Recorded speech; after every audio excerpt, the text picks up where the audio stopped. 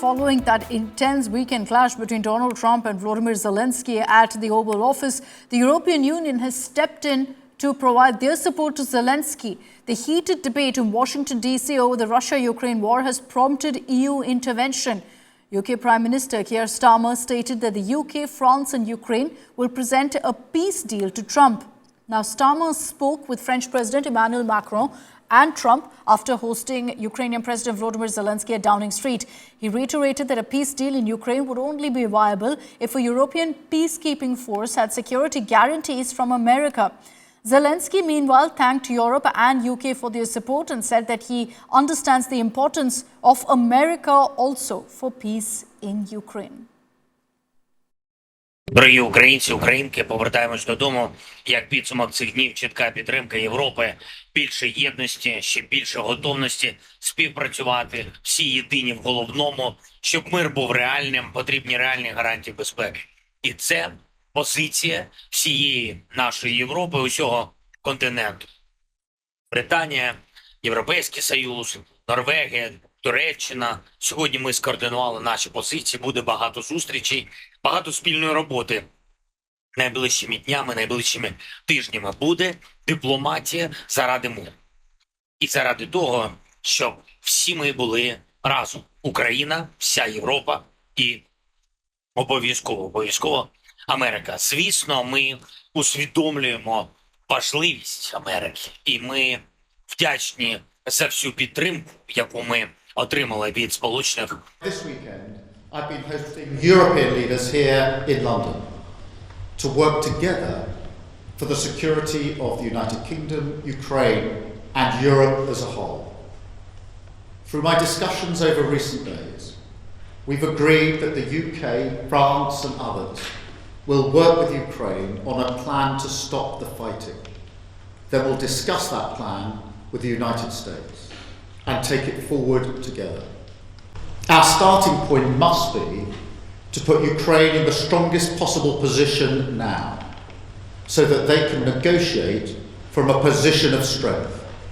And we are doubling down in our support. Yesterday evening, the UK signed a £2.2 billion loan to provide more military aid to Ukraine, backed not by the British taxpayer, but by the profits from frozen Russian assets. And today I'm announcing a new deal, which allows Ukraine to use £1.6 billion of UK export finance to buy more than 5,000 air defence missiles, which will be made in Belfast, creating jobs in our brilliant defence sector. Cioè alla fine l'unica cosa che davvero noi non possiamo permetterci è una pace che non rimane. E questo non se lo può permettere l'Ucraina, non se lo può permettere l'Europa, non se lo possono permettere gli Stati Uniti. Per cui bisogna essere molto attenti a quello che noi mettiamo, diciamo, sul tavolo in termini di rispondere a questa domanda. Può accadere che questa pace venga violata? Perché purtroppo abbiamo visto come delle volte quello che delle volte è accaduto in passato, no? And we're going to continue to be there to support Ukraine as necessary with whatever it takes for as long as it takes, because Ukraine is not just defending its own territory, it's defending the very principles and values that underpin all of our democracies.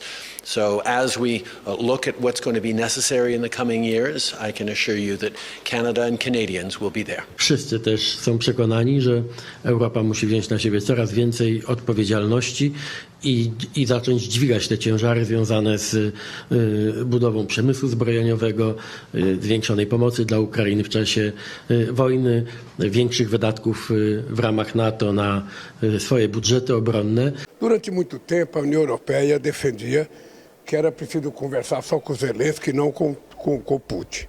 Agora que o Trump conversou com Putin, a União Europeia quer que o Zelensky participe. Eu acho que não tem paz se não houver participação dos dois presidentes que estão em conflito. I'm very worried about what's going on right now, and I would like to stress one thing. If we are negotiating peace in Ukraine, do you really think that peace negotiation talks can only be between United States of America and Russia, without European Union or Europe being involved, or even worse, without Ukraine taking part of this? I have to be honest, if we want to achieve at the end a just and permanent peace, no talks for the peace and security in Europe should go without Europe and without Ukraine. How is this going to end? It's probably a million-dollar question right now, but I really do hope that the peacekeeping forces, when the peace is going to come, are going to go to Ukraine. And the vision of Slovenia is that these peacekeeping forces should come by the mandate of the United Nations.